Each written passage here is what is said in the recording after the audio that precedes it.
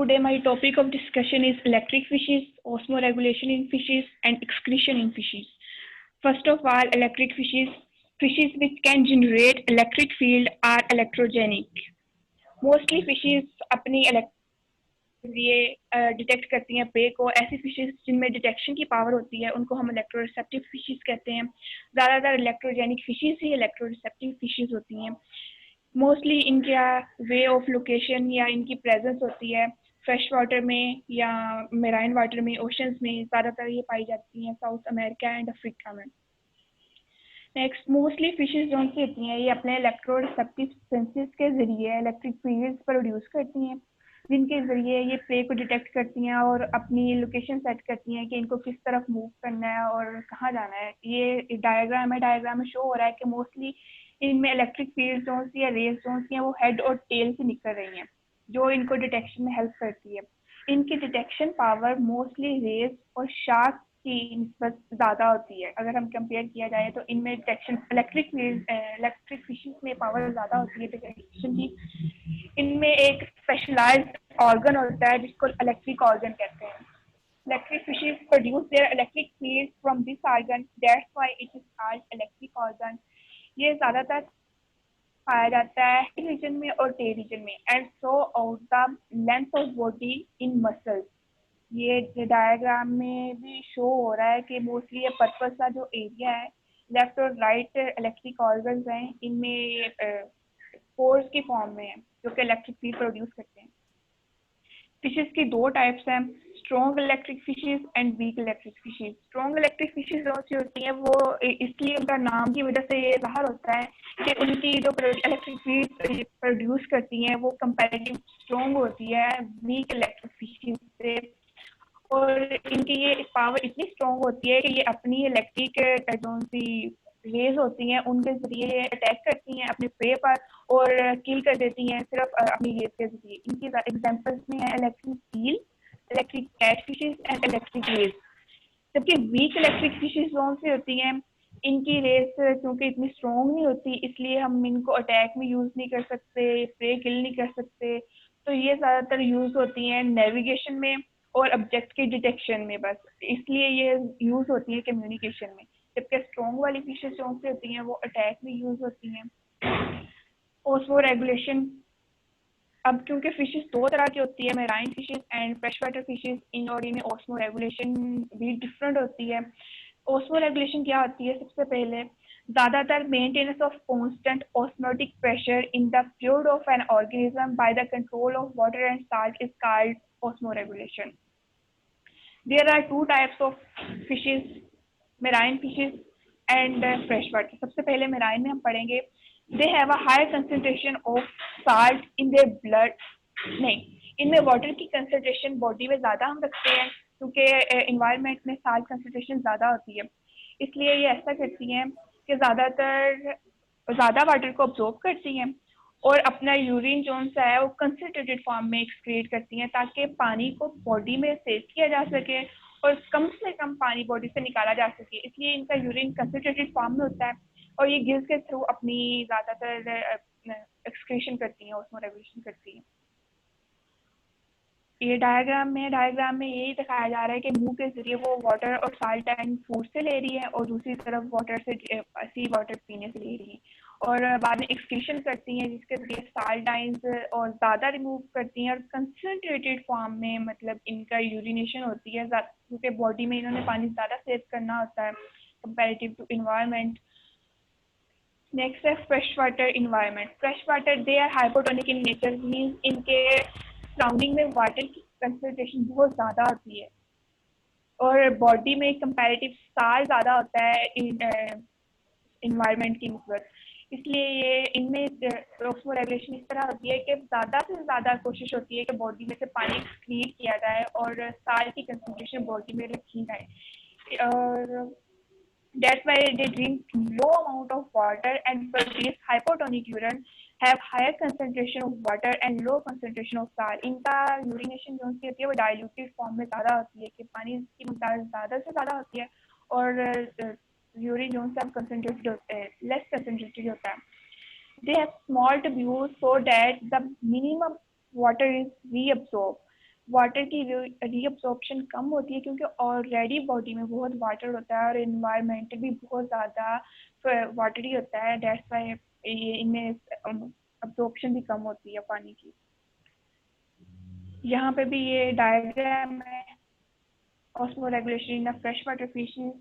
ये फूड के ज़रिए या वाटर के फ्रेश वाटर के ज़रिए ले रही है ये पानी, क्योंकि उसमें कंसनट्रेशन वाटर की ज़्यादा है और साल्ट की कम है, इसलिए उनका साल्ट बॉडी में रखती हैं अपटेक को और ज़्यादा जो सा वाटर उसको रिमूव करने की कोशिश करती हैं। Last one is excretion in fishes. Excretion is a process by which metabolic waste is eliminated from an organism. Mostly vertebrates में ये लंग्स, किडनी और स्किन के जरिए होता है। मेराइन फिशेस जो सी होती हैं वो ज़्यादा वाटर कंजर्व करती हैं और कम एक्सक्रीट करती हैं, इसलिए इनमें एक्सक्रीशन जो सी होती है वो कंसनट्रेटेड फॉर्म में होती है। वो कंसनट्रेटेड फॉर्म जो सी है हमें पता है, हम अमोनिया को कहते हैं, मतलब क्योंकि अमोनिया जो ब्रेकडाउन ऑफ प्रोटीन से बनता है तो इसलिए इसकी मोस्ट कंसनट्रेटेड फॉर्म जो सी है वो अमोनिया है और अमोनिया की फॉर्म में मेराइन फिशेस में एक्सक्रीशन होती है। जबकि फ्रेश फिशेस में फ्रेश वाटर फिशेस में एक्सक्रीशन इसके अपोजिट है, वही चीज़ के इनमें अमोनिया या यूरिनेशन जो सी है वो लेस कंसनट्रेटेड होती है और डाइल्यूट फॉर्म में ये एक्सक्रीट करती हैं अपने जिस्म में से पानी। Fishes, they have also kidney and help the body make urine. A lot of fishes get rid of urine through a thin opening called a pores. इनमें pores होते हैं जिसके जरिए ये excretion करती हैं। Near their rear end, in corners पे इनके पीछे वाले हिस्से में pores होते हैं जिसके जरिए excretion होती है।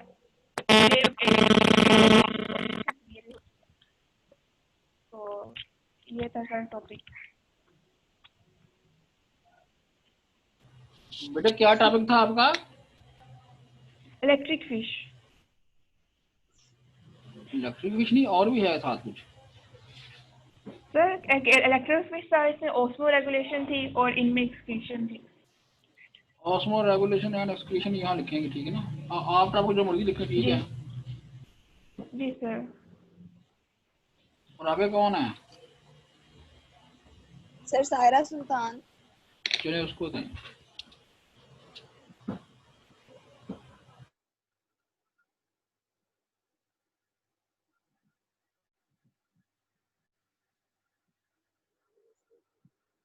Assalamu alaikum class. My roll number is 18. My name is Sarah Sultan and I'm going to present assignment of zoology. My topic is some characters of osteichthyes.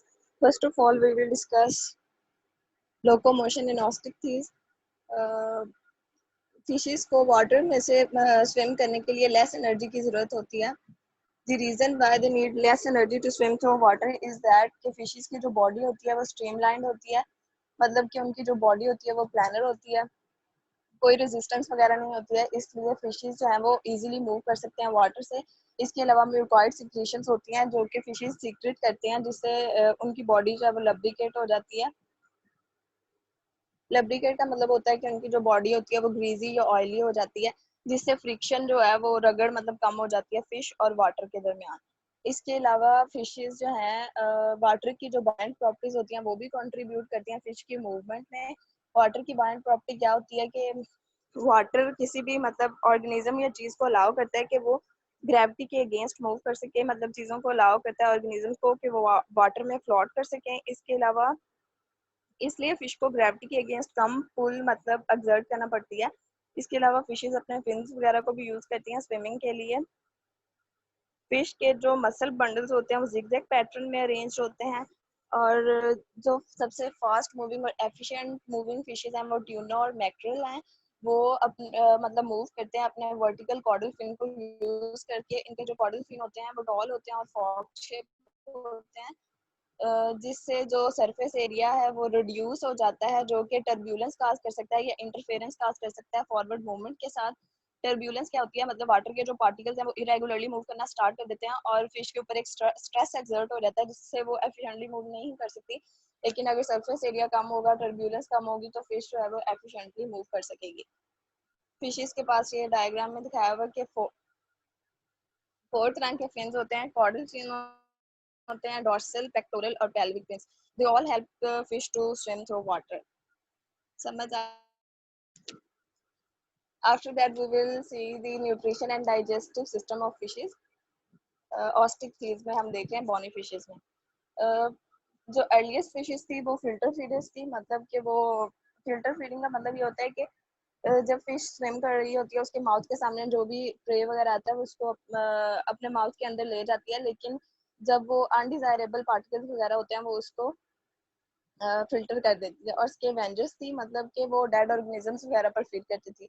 लेकिन जब फिशेस में एवोल्यूशन हो गई जार्स वगैरह की, तो इनकी न्यूट्रिशन जो है वो ड्रामेटिकली चेंज हो गई।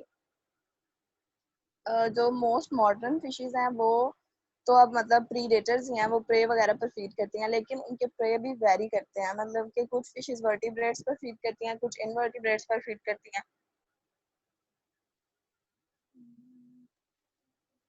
और फिशेस के जो प्रे वगैरह होते हैं वो उनकी एज के साथ मतलब चेंज होते हैं, मतलब एज अ लार्वा जो होती है वो फिश प्लैंकटन वगैरह पर फीड करती है, लेकिन जब फिश अडल्ट हो जाती है तो वो मतलब स्मॉलर फिशेस पर फीड करती है या एनिलिड्स वगैरह पर फीड करती है।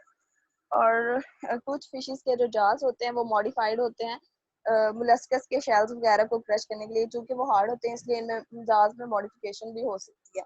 और इसके अलावा मोस्ट जो फिशेस होती हैं वो अपने प्रे को कैप्चर करने के लिए सक्शन को यूज करती हैं, जिसका मतलब सक्शन ये होती है कि वो अपर कुलम जो उनका गिल कवरिंग होती है उसको क्लोज कर देती हैं और माउथ को रैपिडली ओपन करती हैं, जिससे एक नेगेटिव प्रेशर डिवेल्प हो जाता है, जिससे वाटर और जो प्रे होता है वो माउथ के अंदर चला जाता है।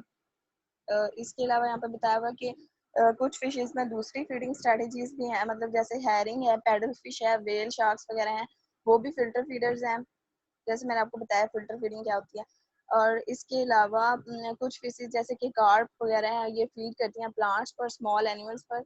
और इसके अलावा कुछ फिशेस जैसे लैम्प्रे वगैरह हैं वो एक्सटर्नल पैरासाइट्स होते हैं, मतलब they spend part of their lives पर living on some other their host outside of the body of their host. और कुछ फिशेस हर्बीवोर्स हैं। इसके अलावा आगे इन्होंने डाइजेस्टिव सिस्टम दिखाया हुआ है। टेल्यूस एक बॉनी फिश है, और डाइजेस्टिव सिस्टम मैंने बताया कि ये सिमिलर होता है अदर वर्टिब्रेट से। और एक इनलार्जमेंट होती है जिसे स्टमक कहते हैं, जो कि मील वगैरह को स्टोर करने के लिए यूज होता है। इसके अलावा स्मॉल इंटेस्टाइन है जो कि प्राइमरी साइट है डाइजेशन की और सिक्रीशन ऑफ एंजाइम्स की। और कुछ फिशेस में जैसे कि शार्क्स और एलास्मोग्रैंक्स हैं, इनके पास इंटेस्टाइन में एक स्पाइरल वॉल्व होता है, और बॉनी फिशेस के पास आउट पॉकेट्स होती हैं जिससे पाइलोरिक सिक्का होता है, जो कि डायग्राम में दिखाया हुआ है रेड कलर में। इससे क्या होता है सरफेस एरिया इंक्रीज हो जाता है अब्जॉर्प्टिव और सिक्रीटरी। इनमें जो एसोफेगस होता है वो स्मॉल होता है, एक्सपेंडेबल होता है, क्योंकि कुछ फिशेस होती हैं वो मतलब अपने प्रे को होली स्वॉलो कर लेती हैं, तो इसलिए ये एक्सपेंडेबल होता है ताकि प्रे को होल स्वॉलो कर सकें। इसके अलावा आगे गैस एक्सचेंज है कि फिशेस में गैस एक्सचेंज सर्कुलेशन है कि सर्कुलेशन कैसे होती है ब्लड की। फिशेस के पास भी मतलब तमाम वर्टिब्रेट्स की तरह एक क्लोज्ड सर्कुलेटरी सिस्टम होता है, जिसमें ब्लड कैपिलरीज वगैरह आर्टरीज से ब्लड फ्लो करता है।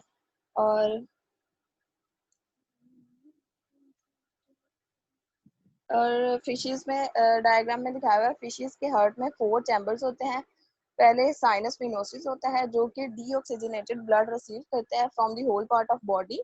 उसके आगे एट्रियम होता है जो कि साइनस फिनोसिस से ब्लड रिसीव करता है। जब ये ब्लड से फिल हो जाता है तो ये अपने ब्लड को वेंट्रिकल में पुश कर देता है। वेंट्रिकल को फिशेस का हार्ट भी कहा जाता है। आगे बल्बस आर्टरियोसिस है जिसे हम कोनस आर्टरियोसिस भी कहते हैं कुछ फिशेस में।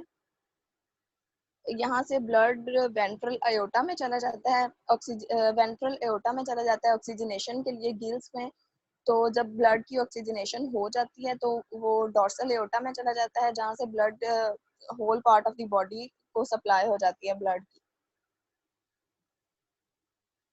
और जो फिर डीऑक्सीजने और फिर वहाँ पे सिस्टेमिक कैपिलरीज होती हैं जहाँ पे एक्सचेंज ऑफ मटेरियल होता है। और फिर अगेन जो डीऑक्सीजनेटेड ब्लड होता है वो साइनस फिनोसिस में रिटर्न हो जाता है, और इसी तरह ये सर्किट चलता रहता है। ये सिंगल सर्किट हार्ट होता है। इसमें लंग फिशेस भी होती हैं। लंग फिशेस मतलब कि एक ट्रांजिशन है कि उनमें लंग्स होते हैं। ये भी बॉनी फिशेस की एक टाइप है। इसमें लंग फिशेस में क्या होता है कि एक वेसल डिवेल्प हो जाती है टू दी लंग, लेकिन गिल्स तक जो सर्कुलेशन होती है वो तो कंटिन्यू रहती है। इस वेसल को हम पल्मोनरी आर्टरी कहते हैं। और ये क्या करती है, ये डीऑक्सीजनेटेड ब्लड रिसीव करती है from the right side of the heart, और इसे लंग्स तक लेके जाती है ऑक्सीजनेशन के लिए। ब्लड रिटर्न करता है to the left side of the heart, oxygenated होकर वो left side of the heart चला जाता है। इसमें क्या होता है कि जो वेंट्री का जो साइनस फिनोसिस है वो तो फंक्शन करता है सेम जैसे कि बाकी फिशेस में होता है, लेकिन इसमें जो आर्ट्रियम है उसमें कुछ मॉडिफिकेशंस हो जाती हैं। उसमें एक पल्मोनेलिस वगैरह डेवलप हो जाता है जो कि सेपरेट करता है ऑक्सीजनेटेड को डीऑक्सीजनेटेड ब्लड से। आगे गैस एक्सचेंज है कि फिशेस में गैस एक्सचेंज कैसे होती है। क्योंकि फिशेस ऐसे एनवायरनमेंट में रहते हैं जहाँ पर ऑक्सीजन कम होती है, तो उन्हें मतलब ऑक्सीजन को गेन करने के लिए लार्ज क्वांटिटीज ऑफ वाटर को पास करना पड़ता है अपने गिल्स के ऊपर से, ताकि वो वाटर में से ऑक्सीजन को मतलब ले सके। Most fishes have a muscular pumping mechanism to move water into the mouth pharynx. मतलब कुछ मोस्ट फिशेस के पास एक मस्कुलर पंपिंग मैकेनिज्म होता है वाटर को मूव करने के लिए माउथ में, फेरिंक्स में, over the gills and out of the fish through the Gill openings. और इसके अलावा फिशेस में जो मोस्ट एफिशिएंट होती है गैस एक्सचेंज, वो कैसे होती है, मतलब कि जब वाटर को गिल्स के ऊपर से पास किया जाता है तब मोस्ट एफिशिएंट जो होती है वो गैस एक्सचेंज होती है।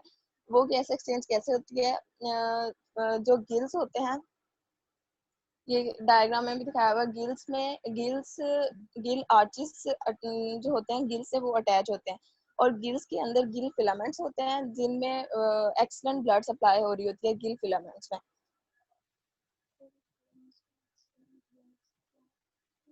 तो जब गिल फिलामेंट्स के अंदर गिल फोल्ड्स होते हैं जिन्हें स्किन एपिथेलियम मतलब फोल्ड्स होते हैं, जिन्हें लैमिला कहते हैं। जो गिल फिलामेंट्स और इनके अंदर फोल्ड्स होते हैं जिन्हें लैमिला कहते हैं। अब लैमिला और जो गिल फिलम लैमिला और जो लैमिला मतलब गिल्स के अंदर लैमिला है और गिल्स के बाहर मतलब वाटर जब पास कर रहा होता है तो वाटर और ब्लड की अगर ऑपोजिट सप्लाई हो जाती है तो इसको हम काउंटर करंट एक्सचेंज मैकेनिज्म कहते हैं। काउंटर करंट मतलब एक्सचेंज ये होता है कि एक्सचेंज तब होगा जब मतलब एक जगह पे हमारे पास बहुत ज्यादा चीजें हैं और एक जगह पे बहुत ज्यादा कम है।